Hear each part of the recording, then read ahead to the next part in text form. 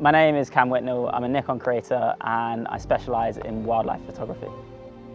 Today I've come to the New Forest to photograph some red deer on the Nikon Z5II on what is a glorious British day.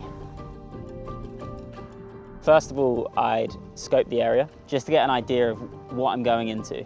I'll usually play it safe initially and go out with a smaller lens just to get sight of the space in which I'm going to be photographing in.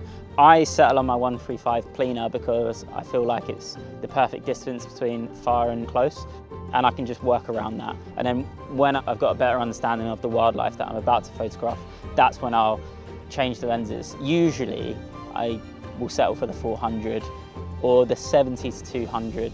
But obviously when it comes down to the shot itself, sometimes it's an in the moment sort of thing. It's by luck or by chance, but you can create that luck by getting into the position that you need to be in to capture that moment. It is a patience game, wildlife photography. When we first started this morning, they were incredibly far away. They weren't happy with us in their space, but obviously as time goes on, you start to build trust with them, and this just proves that because they're 20 yards in front of me. The problem is actually in the environment in which we're shooting in.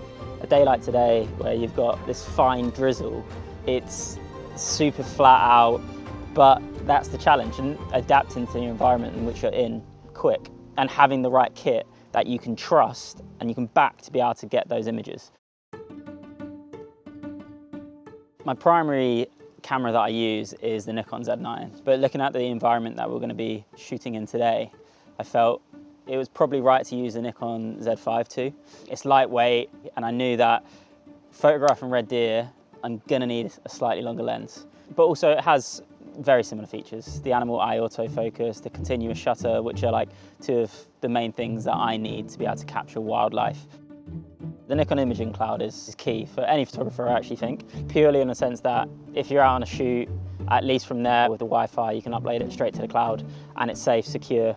For this sort of shot that I'm getting right now, I'm using the grass as my foreground, blurry, low f-stop. Sometimes I like it when their eyes are closed, it looks quite peaceful, or when they're looking right at me. I love having flip screens, so the Z5II is perfect for me because I shoot vertical. I guess growing up in a generation where everything is consumed in a vertical way, I find it so much easier to frame my subject in that way. And that just allows me to just work the camera a bit more. You have all the information on that viewfinder, but when I flip it, it changes with me. A young stag just staring me down. And he's actually coming, oh my. All right, just stay still, because he's walking quite close. I've grown up surrounded by wildlife. It's my love, it's my passion, and I don't know why, but I've always had a really strong connection with understanding their behaviour and their personalities and their characters. I think that's why I love portraiture so much when it comes to wildlife photography, because when they start to feel more comfortable with you, then that is the beauty, because they can be themselves. I'm very pleased. To be honest with you, stepping out into this weather this morning, I thought this is going to be a challenge. The deers are going to be considerably far away, but we got the shot. I'm looking forward to getting home and actually editing it. When I get that shot, it's just a little...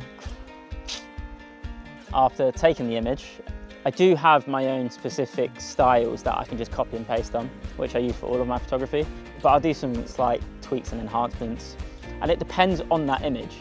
I'll enhance certain features, so like the eyes, I'd potentially blur out the background just a tad to just make sure the animal pops, because that's the focus of my images.